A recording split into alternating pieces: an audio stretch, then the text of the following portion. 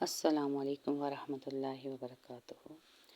उम्मीद करती हूँ अल्लाह की रहमत से आप ईमान और सेहत की बेहतरीन हालत में होंगी इंशाअल्लाह। अच्छा, ये फैब्रिक पेंटिंग की जो लास्ट क्लास थी उसका पार्ट 2 है।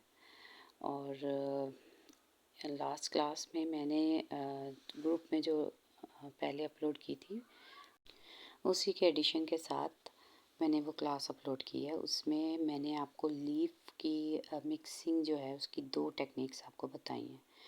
फर्स्ट टेक्निक मैंने लास्ट क्लास के एंड में बताई है आपको, और ये सेकंड टेक्निक ये है, ठीक है, इस क्लास में पार्ट 2 में।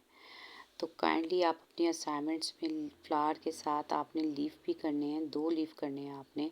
एक वो टेक्निक जो कि लास्ट क्लास में आपको बताई है, और एक इस टेक्निक से जो इस क्लास में बनाई, ठीक है। ये आपकी असाइनमेंट्स हैं, ये आप सबमिट आपने करवानी है, ठीक है। तो इसमें मैंने बड़ा लीफ लिया है ताकि आपको क्लोज़अप हो जाए और पता चले कि हमने मिक्सिंग किस तरह करनी है। एक साइड पे येलो, एक साइड पे ब्राउन कलर लगाने के बाद अब ये देखिए मैं आपको स्लो मोशन में दिखा रही हूँ कि ब्रश हमने किस तरह से मूव करना है, ठीक है। ब्रश की मूवमेंट किस तरह होगी तो कलर मिक्स होगा। तो ये मैंने यहाँ पे वीडियो बहुत स्लो कर दी है ताकि आपको इजी हो जाए, आपको पता चल जाए कि हमने ब्रश की डायमेंशन या ब्रश का स्टाइल किस तरह करना है, मिक्सिंग किस तरह करनी है। बेसिकली आपको ये पता होना चाहिए 2 कलर्स के दरमियान में जो लाइन है ना, जो डिफाइन करती है कि राइट पे येलो और लेफ़्ट पे ब्राउन है, वो लाइन हमें दिखनी नहीं चाहिए। हमने बेसिकली उस लाइन को मर्ज करना है, ठीक है। तो ब्रश चलाने के भी 2 तरीके होते हैं। एक ऐसे राइट लेफ़्ट की तरह आप ये ब्रश मिक्स कर रहे हैं ब्रश से कलर को, तो राइट और लेफ़्ट। आप ये देखिए कि ब्राउन कलर के दरमियान में ही मैं हूँ, और मैं ब्राउन कलर से ब्रश जो मेरा फिल हुआ है इसको मैंने येलो के ऊपर नहीं लेके आई, ठीक है।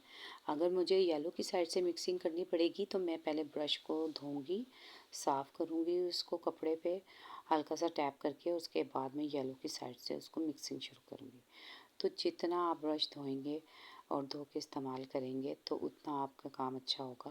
और एक ध्यान ये भी रखना है कि जैसे ही आप कलर लगाएं इस टेक्निक में तो फ़ौरन आपने मिक्सिंग स्टार्ट कर देनी है, इसको लेट नहीं करना। जितना आप लेट करेंगी उतना आपकी कलर जो है वो कपड़े के ऊपर पक्का हो जाएगा और मिक्सिंग में आपको मुश्किल होगी।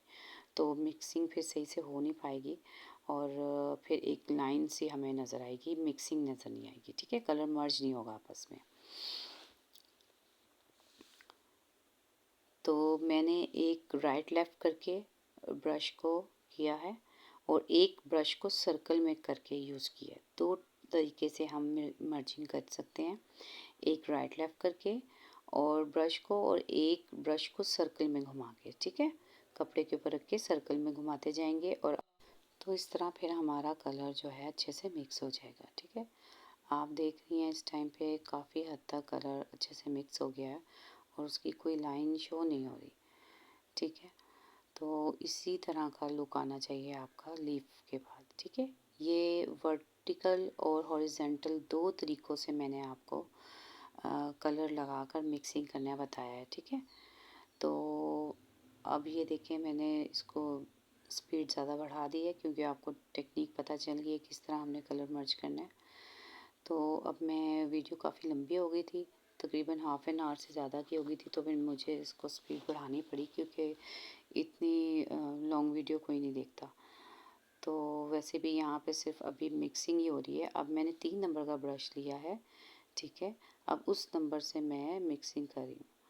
तो ये मिक्सिंग के वही 2 टेक्निक्स यूज़ कर रही हूँ, एक सर्कल में और एक ब्रश को राइट लेफ़्ट करके, ठीक है। तो इस तरह हमने कोशिश करनी है कि अच्छी तरह से हमारी मर्जिंग हो जाए। मुझे इस कॉर्नर पे थोड़ी सी लाइन ज़रा दिख रही थी क्योंकि कलर पहले मैंने यहीं पे लगाया था, और मुझे ऐसा लग रहा था कि यहाँ पे कलर लगाने के बाद देर हो गई है। लेकिन फिर मैंने इसको कलर, अब देखें जब लास्ट टच देने लगी हूँ ना तो मैंने इसमें ये देखें अब मैंने दोबारा से कलर लगाया है, डार्क ब्राउन को ब्राउन की साइड पे लगाया ताकि हमारा मर्जिंग अच्छी तरह से हो गया है। लेकिन हमने अब ये लास्ट टच देना है और नीटनेस के लिए हम इस पे को दोबारा कलर लगा रहे हैं, ठीक है। इसी तरह ब्राउन की साइड पे लगाने के बाद हम येलो की साइड पे लगाएंगे। ब्राउन साइड पे ये देखिए मैंने लगा दी है। अब इसके बाद अब मैं येलो साइड पे येलो कलर लेके लगाऊंगी।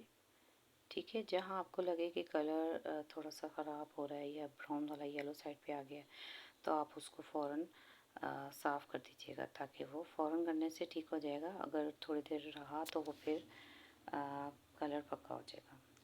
अब मैंने इसकी आउटलाइन स्टार्ट कर दी है। जी, तो अज़ान ब्रेक थी दरमियान में। Welcome back.